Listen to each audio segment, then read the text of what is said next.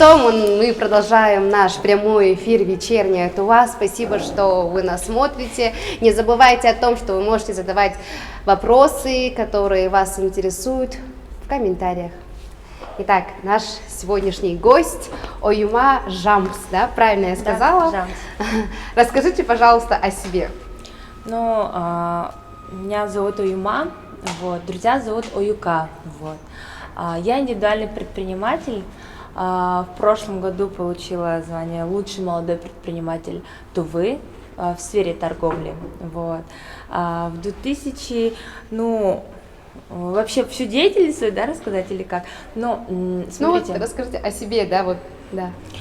Я, получается, как молодой предприниматель, имею розничный магазин, это shop.mongolka, вот, а также у меня швейный цех Тувин, под брендом Тувинка, вот. Швейный цех я открыла года 2 назад благодаря гранту команда Тувы 2030, ты слышала об этом? Да. Вот я как раз пошла туда, поучаствовала, выиграла грант на 100 тысяч рублей. Вот, это была первая моя поддержка, которая на открытии моего швейного цеха. Тогда я еще думала ателье, вот. Потом уже постепенно я расширялась как на швейный цех. Вот. Потом, как только я узнала, что мне одобрили мою сферу деятельности, да, вот, и я сразу же поехала в Кызыл с Алмбулака, и за 3 дня успела собрать документы на уже субсидию от Министерства экономики Республики Тыва. Представляешь, за 3 дня реально собрать документы, оказывается, на самом деле. Если очень сильно захотеть, но у меня бизнес-план был готов, и, соответственно, я просто его цифрами уже поменяла, соответственно, у меня там уже не 100 тысяч, я уже план ставила побольше, на 700 тысяч общий бизнес-план, и субсидирование, получается, у меня был социальный грант, я брала ответственность под то, что я буду трудоустраивать социально незащищенных граждан Тувы, вот, это многодетные мамы, да, бывшие, которые отсидели в зоне, да, с места лишения свободы, вот, и оттуда я, получается, 70% субсидию получила от министерства, и мне, получается, в ноябре 100 тысяч отправили, в декабре отправили 443 тысячи, вот. Мне кажется, это очень-очень круто, вы большая-большая молодец. На самом деле, даже одно дело собрать документы, мне кажется, это очень сложная работа. Там очередь занять, да, или там госуслуги зайти, мне кажется, это довольно-таки сложновато. Я вот одну справку как-то не могу получить неделями, а вот за 3 дня это действительно круто. Вот как у вас зародилась идея открыть свое ателье, да, вот написать грант, вот кто вам помог, может быть, подруги, не знаю. Вообще идея зародилась с того, что я имею магазин розничной торговли с монгольскими товарами, да. Соответственно, я возила монгольскую национальную одежду сюда, там все вот именно одеждой связано, я решила просто отшивать здесь по факту тут. Потому что зачем меня оттуда вывозить из Монголии и продавать здесь, если я могу здесь отшивать и здесь же и продавать, и здесь же еще заказы дополнительные брать. И, соответственно, я подумала, надо ателье быстро здесь открывать. И как-то пошло так, что спустя год, когда я открыла магазин, быстро решила ателье открыть. Вот. Вот с какими трудностями вы встретились, вот когда вы шли к своему пути? Очень было трудно, когда у меня не было наставника.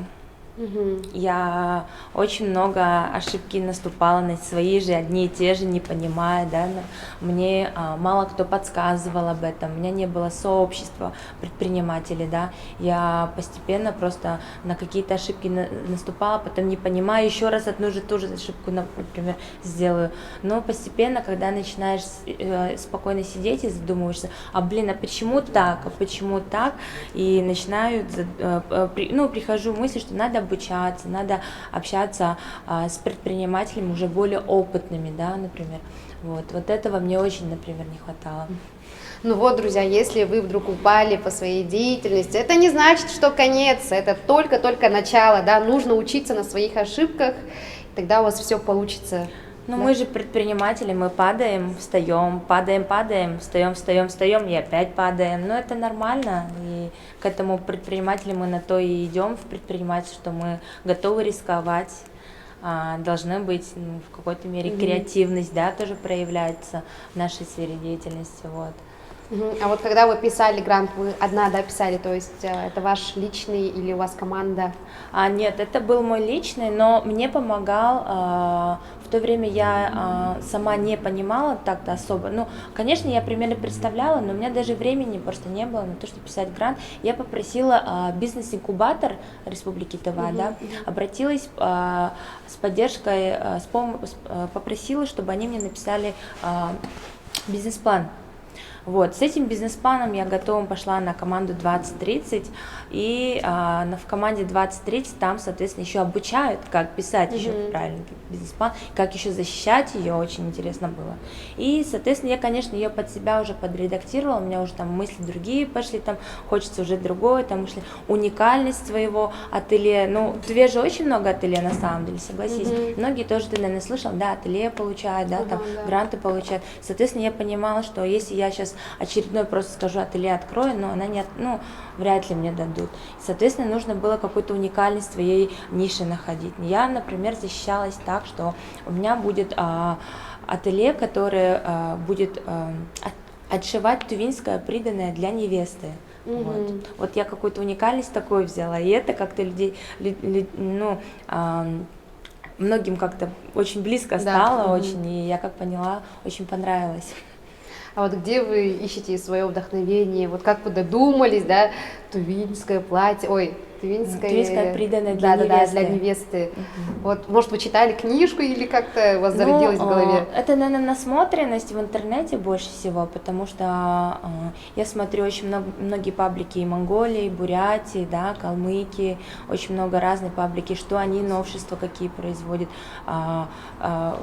чем я должна как-то там потянуться, какие их опыт должна принять. Все равно насмотренность в интернете. Интернет вообще это бомба. А вот помимо предпринимательства, чем вы еще занимаетесь? Помимо предпринимательства, я сейчас начала запускать марафон. Марафон совместно с подругой Чаяной.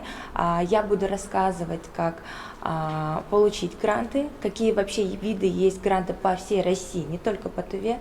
У нас марафон по России идет, вот, и я буду в первой части рассказывать про какие гранты есть, как их получить, какие виды вообще поддержки есть для малого и среднего предпринимательства, ну и как запускать швейный цех. Что для этого нужно, как запускать швейный цех, если ты не умеешь шить. На самом деле я не умею шить вообще. Ой, я-то уже думала, вы там, нет, не знаю, я вообще не умею шить, и я даже ножницы не держу у себя в цеху. Для этого есть определенные мои работники, да, мои коллеги. Есть закройщица у меня на работе, и 3 швеи, 2 из них мужчины, 1 из них женщина, вот. Постепенно все равно поток уходит, меняется, вот разное. У меня же, видите, социальный контракт, социальный грант, и, соответственно, я должна трудоустраивать социально незащищенных граждан, вот, и привлекать, соответственно, таких работников. Ну и если брать вот этот марафон, я рассказываю как раз, как работать с работниками, да, как запускать, как просчитывать себестоимость продукта, ну, в общем, все про швейный цех, какие оборудования, все чек-листы даю, всю поддержку, откуда ткани закупать, все полностью рассказываю, весь свой опыт, который я изначально спотыкалась, а мне это не объясняли, потом я пошла учиться, да, там у многих тоже обучалась, ну и постепенно уже опытом нарабатывается, и мы с Чаяной решили это как-то скомковать, а Чаяна будет рассказывать про сбыт, про Wildberries, как продавать все это уже в Wildberries. Допустим, ты получил грант, открыл швейный цех, и, соответственно, нужно его еще продавать. Соответственно, можно и в Wildberries продать. Мы вот такой постепенный вот такой курс сделали. Соответственно, можно не только с швейным цехом, да, то, что ты отшил, продавать в Wildberries. Соответственно, можно еще из Китая поставку товара взять и даже не видя свой товар, уже продавать в Wildberries. За это все сделают за тебя люди определенные. Вот. зовется марафон, как записаться, где, что, где вся информация. Ну, марафон вы можете увидеть у меня в сторисах, на странице. Мы сейчас запускаемся с 20 сентября. В это время я как раз, наверное, буду в Москве, и мы хотим с Чаяной вместе совместно уже провести там. А потом, ну, марафон будет длиться неделю. По стоимости пока не могу сказать, у нас пока это решается вопрос, но мы охват берем на всю Россию, вот, и очень проводили прямые эфиры, немного консультировали людей, и мы, как поняли, очень много желающих, просто нереально много людей, которые хотят получить даже те же самые гранты, социальные гранты, да, 250 тысяч каждый человек может получить, кто без работы на самом деле. И люди просто не знают, какие документы для этого нужны. И мне пишут в личные сообщения, отмечают меня в сторис. У меня же тоже есть свое время, да, у меня тоже, я занята бываю. Я решила все-таки просто это все в одно скомковать и через курсы это уже продавать. На самом деле очень крутая идея. Мне кажется, каждый должен знать, уметь, как это все делается, да, написать грант. Мы вот недавно тоже с командой получили грант «Покоряю Туву». И, честно сказать, я вообще не участвовала в этом, да, в написании гранта. А сейчас мне довольно-таки стало интересно, как это делается. Мы просто с Буяном обсуждали. Буян такой говорит: ну что там писать? Я такая: ну вот это. И все таки отправили, и выиграли. Что вы можете сказать человеку, который, допустим, я вот захотела сегодня написать грант в сфере, вот в вашей сфере. Что вы можете мне сказать? Но если у человека глаза горят, он сам тоже все сделает сам за себя. Но бывают люди, которые нужен порой толчок, да. Мне в свое время очень толчка тоже не хватало. Мне было страшно, мне было казалось, что взрослые 40-летние, 50-летние женщины меня, например, не будут слушать, да, как я молодая, ими руковожу. Мне было страшно, бы казалось, но нужно все равно. Если настолько страшно, находите себе сообщество, да, например. Вот я, например, заместитель председателя «Опоры России», общественной организации. Это мы сделали сообщество предпринимателей, где мы друг другу помогаем, да, даже не имея ИП, да, как статуса ИП, можно прийти, проконсультироваться, поболтать с предпринимателями, действующими, взять поддержку, помощь, да, например. Я там сейчас нахожусь в офисе. Также бизнес-планы я пишу, тоже очень многим помогла выиграть гранты по туризму, там на 10 миллионов у меня ребята выиграли, так рада вообще. И вот бизнес-планы разных сфер я тоже помогаю писать. Раньше бесплатно делала, но сейчас уже свое время настолько ценю, что уже за определенную плату, да, зависит тоже цена, тоже на какая сумма, да, гранта, все равно это. Вот, допустим, консультация. Хочу взять грант на 1 000 000 рублей. Сколько стоит у вас консультация? Все будет зависеть на самом деле от того, на какую тему, какая сумма, и человек сам вообще будет в этом участвовать или нет. Потому что есть человек, который придет и сам, по сути, ему нужно просто толчок дать, и он сам все сделает, сам все напишет. А есть человек, который просто хочет, говорит, что я хочу, и все, сделай мне, пожалуйста, все под ключ. Тоже там определенный есть. Ну, нужно разговаривать, нужно общаться, там, на определенную консультацию прийти и поболтать. Я ребятам всегда помогаю, и вообще не только я, и есть в опоре ребята, очень многие предприниматели, которые мы друг другу поддерживаем, и очень часто, сидим, свои проблемы рассказываем, а потом другой заходит и говорит, что, я же знаю, давай я твою проблему помогу, решу, это, так классно, на самом деле. Спасибо, наверное, хочу сказать, что вы помогаете вообще людям.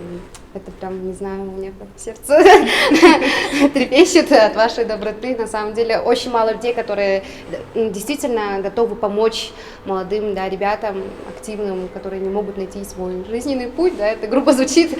Вот каково быть молодым предпринимателем? Вот у вас нет времени на личную жизнь или, не знаю...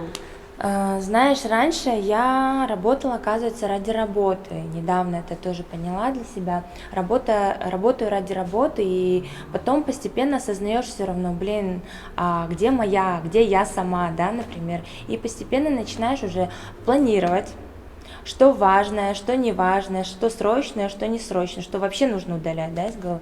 Начинаешь прописывать все свои мечты, считать свои мечты, сколько твоя мечта. Кстати, я недавно узнала, что моя мечта, вообще вся моя мечта стоит 62 миллиона всего. Ну, я промолчу насчет этой суммы. Вот, и я думала, я прописывать начала финансовый план, да, например, прожиточный минимум, нормальная жизнь, так живу богато, да, и, соответственно, сумму на месяц прописываю, например, там, полностью, там, кредиты, коммуналка, там все, это прожиточный минимум, да, например, есть нормальная жизнь, которая, ну, вообще в нормальной жизни я должна зарабатывать, я вижу свои расходы и просто понимаю, что нужно еще подушку безопасности иметь, да, и нужно иметь еще на непредвиденные расходы, да, например, это тоже, это все постепенно приходит к предпринимателю, да и вообще любому человеку, когда он уже созревает, готов становится. Я это немного начала понимать, возможно, быстрее, а возможно и позже. Например, у кого-то так бывает. И это очень классно, нужно быстро уметь осознавать. Я это к всему пришла, потому что я немного в тупик попадала, уставала, нервничала, да. Потом я говорю, блин, что я делаю с собой, и начала искать себе наставника. Нашла наставник уже более-менее меня начал говорить, так, дорогая, сходи туда, прочитай свой финансовый план, так, сходи вот именно финансист тебя научит, да, например, как правильно, грамотно деньги откладывать, чтобы не было кассовых разрывов, да, вот, подушку безопасности на 6 месяцев от прожиточного минимума умножаем и не трогаем вообще. А если там случайно ребенок заболел, нужны срочные деньги, это должны быть из кошелька, из непредвиденных вообще, да, такие моменты. Очень много таких моментов происходит, и начинаешь, когда это все просчитывать и все смотреть в своей жизни, уже видеть своими глазами, да. И я это все делаю в Excel таблице, сохраняю в Google Диск, все вижу просто. В любой момент могу взять и поменять там, так, сегодня я эти долги закрыла, там, так, теперь у меня такой бюджет, типа, уже сразу видишь. И из этого начинается жизнь уже по полочкам складываться и порядок происходить. У меня сейчас будто бы урок жизни происходит. Я начала задумываться, зачем я живу, правильно ли я вообще живу, кто я, что я, может поменять свою сферу. На самом деле, друзья, обращайтесь, если вам нужна помощь, поддержка насчет грантов, написания проекта. Юма Жамца нам поможет. Может быть, я вам сегодня даже напишу. Если у вас есть вопросы, дорогие наши зрители, задавайте в комментарии. У вас есть шанс задать вопрос, который вас интересует. Вот нашей дорогой гости. Вот в детстве каждый человек мечтает же, да, допустим, я мечтала стать певицей, да, актрисой, но сейчас я учусь на педагога, как-то, ну нет, педагогом я тоже хотела быть, а вот кем вы хотели стать в детстве, и сейчас являетесь ли вы этим человеком, или вы вообще представляли себя по-другому? Тоже очень интересный вопрос. Я в детстве всегда мечтала быть гидом-экскурсоводом почему-то. И самое интересное, что как раз я благодаря Эдегею впервые, выехала за границу, да, не то что за границу, выехала в Европу. И тогда мне очень понравилось, есть по странам, соответственно, я понимала, что я хочу как гид-экскурсовод рассказывать, кто, где, что есть. Соответственно, мама мне сказала, что нужно знать языки для этого. И почему-то у меня с детства так пошло, что я должна учить языки, и в данный момент я полиглот, знаю 6 языков. Вот. И пошла все равно учиться по своей сфере, международные отношения, потом уже в подростковом возрасте я захотела развивать вообще туризм, вот, и все равно пошла учиться на туризм. Приехала сюда, и как-то пошло так, что я занялась предпринимательством, и это успешно происходит, и я думаю, еще не все поздно, я в будущем обязательно открою себе здесь крутую туристическую базу. Я вот помогаю людям получать гранты, а на себя вообще ни времени нет. Другу помогла 10 миллионов получить в тот же грант, и он там открыл, я даже тоже не могу сесть к нему отдохнуть. Я думаю, что не все поздно, просто сначала нужно мне все равно сделать порядок, то, что я сейчас делаю, а потом уже идти на новые проекты. Я сейчас просто пока в данный момент так понимаю, и я думаю, не все поздно, и я обязательно построю себе туристическую базу. Мне кажется, туризм, он сейчас очень нужен, даже у нас в республике, да, мне кажется, он немного хромает Ну, по-моему. сейчас на самом деле очень много ребят ко мне подходят, просят писать бизнес-планы по туризму, и очень много, я знаю, что проектов, которые сейчас делаются по туризму, и я думаю, что сейчас туризм будет очень даже хорошо развиваться на самом деле. Просто на стадии все это подготовки документов тоже идет. Подробности не буду рассказывать, там проекты грандиозные тоже очень много есть. Да, а вот туристическая база, она именно по Туве, да, получается, или вообще туда? Я пока еще не планировала, план не писала, честно, врать не буду. Может за границей буду делать. Я не знаю, что будет через 5 лет на самом деле. У меня пока навожу порядок вокруг себя, внутри себя, а там уже видно будет. Так, интересно, наверное, людям узнать. Вот, личная жизнь. А личная жизнь, у меня есть муж, у меня есть сын, 3,5 года, ходит в садик. Вот. Мы совместно с мужем вместе тоже работаем, он у меня тоже предприниматель. Вот. Но я приехала на самом деле в Туву в 2017 году уже сюда за мужем. Вот. Получается, я 8 лет в Москве проучилась, 3 диплома получила, и все, я уже как-то успокоилась и приехала в Туву, и подумала, все, спокойно буду семейную жизнь создавать. Но и у меня муж получился, что очень тоже такой общительный человек и креативный, и мы вместе все равно как-то начали работать, и семейной жизни у меня все отлично. Вот, хотела спросить про Эдегей. Вы упомянули Эдегей. Что-то они от нас не отстают, да? Эдегей. Вы, получается, ходили в Эдегей, да? Да, я ходила, когда была маленькая, мне было 6, то ли 7 лет. Я ходила в Эдегей, самую младшую группу, тоже выступала, тоже очень много опыта вообще для себя взяла тоже.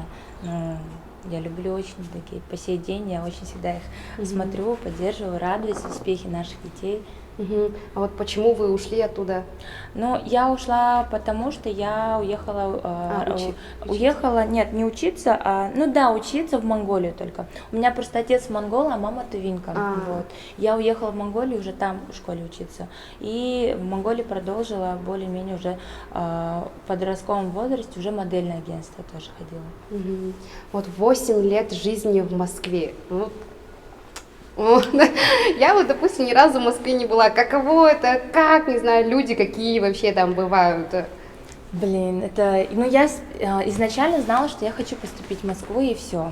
Я всегда знала, что я буду учиться в Москве и закончу там универ. 8 лет это было очень бурное студенчество. Я была активисткой Московского Тувинского землячества, проводила конкурсы, такие как Дангана этажи, да, проводила клубные землячества. Ну, я со студенчеством была очень активной всегда. Ну и также я еще создала межнациональную футбольную команду Азия Голд. Это я основатель команды и была капитаном. Да. Сейчас она до сих пор, я передала капитанство своей подруге Бурятки, и она до сих пор держит команду. И когда приезжаю в Москву, вот сейчас тоже поеду, тоже с девочками в футбол играть. Вот чему вас научила Москва? Москва очень много всему. Блин, так перечислить это так много. Давайте. Потому что это такая бурная, моя студенческая жизнь была самые яркие моменты моей тоже жизни. И очень много друзей межнациональных, да, не только среди тувинцев, вообще со всех уголков мира я получила. До сих пор общаюсь. Вот я сейчас поеду в Бишкек, встречусь со своими друзьями из Кыргызстана, да, например. Потом с Москвы поеду в Улан-Удэ, встречусь с своими бурятами, друзьями. Так, вообще прикольно. И спустя даже вот 5 лет, да, вот как я уже в Туве живу, после Москвы, и до сих пор мы общаемся, несмотря на все это, мы уже взрослые, все семейные люди, и все равно с семьями общаемся. Это очень классно, на самом деле. Буряты, и там, везде.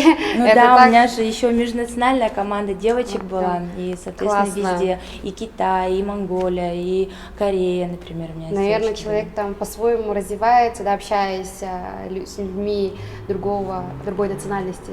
Ну да, у человека все равно мышление начинается все равно менять, взгляды на жизнь, и взгляды вообще на в общество, да, вообще все равно это очень влияет на каждого. Ну, у каждого, наверное, индивидуально, но на меня очень повлияло, и я считаю, что в лучшую сторону.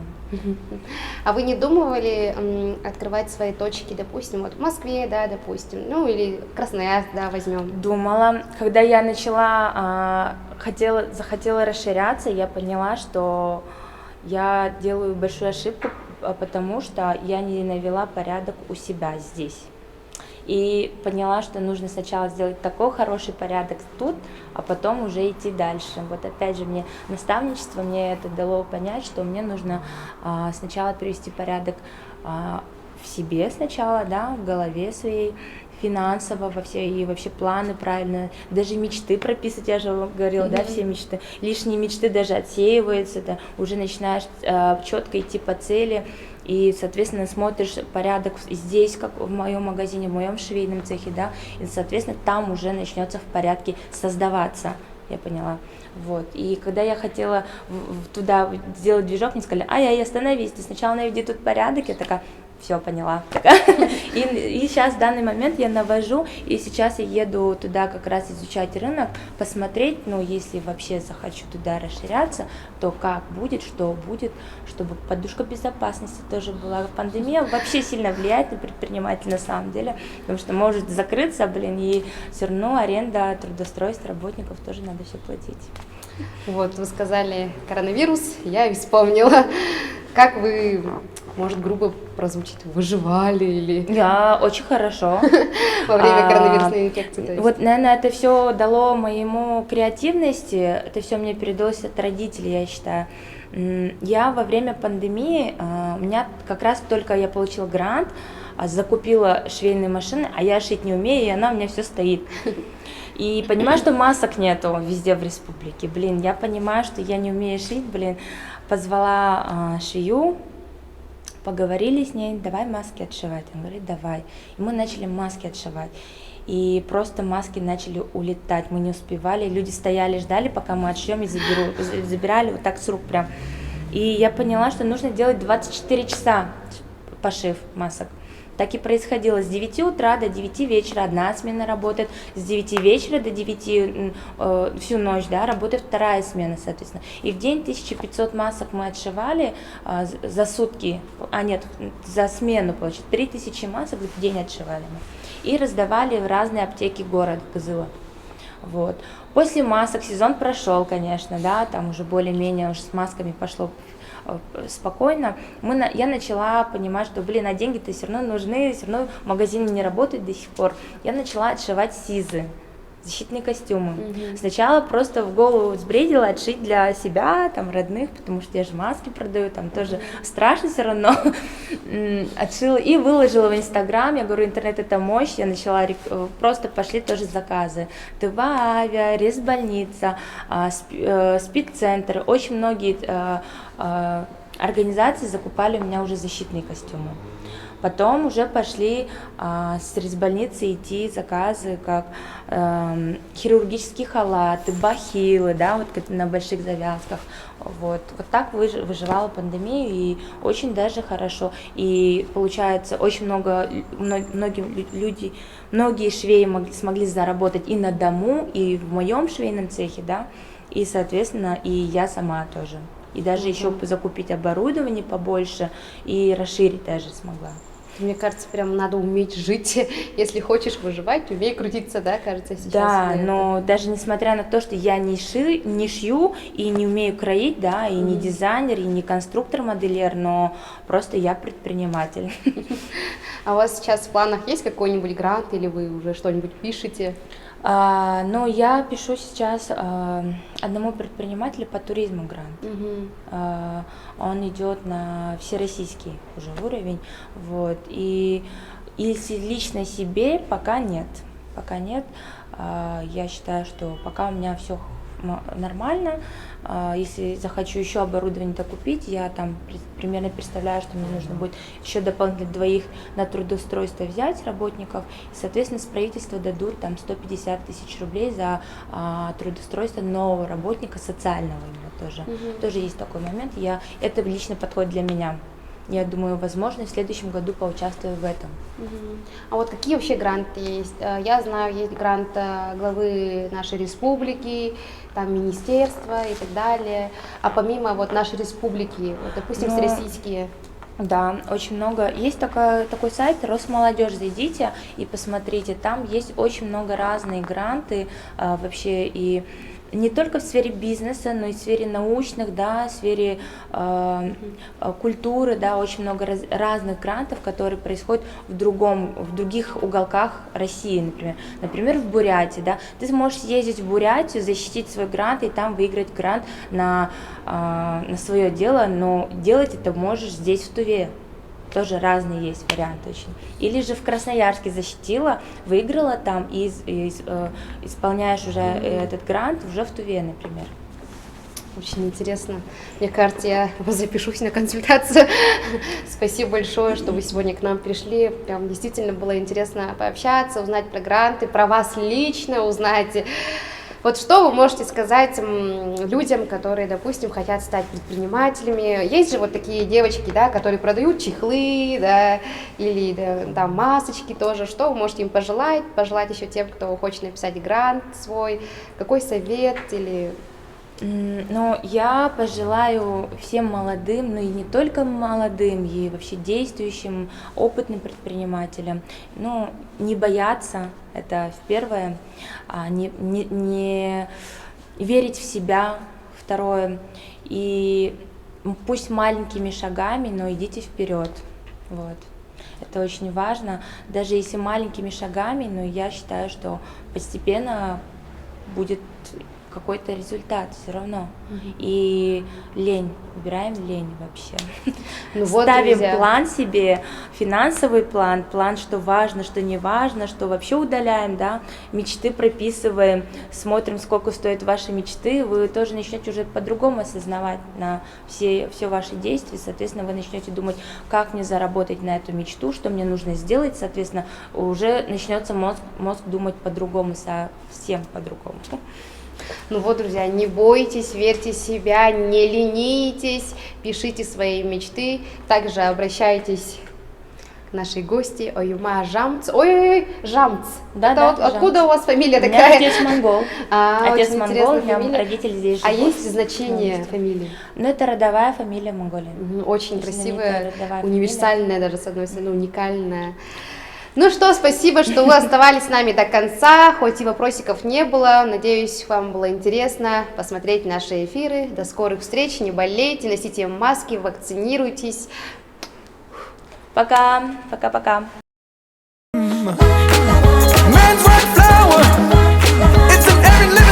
Расскажи про себя. Вот чем занимаешься? Массажист, тренер по растяжке, растягиваем все тело, шпагат на шпагат. Можешь показать? Ладно. И мы не шутим здесь. Во-во-во-во.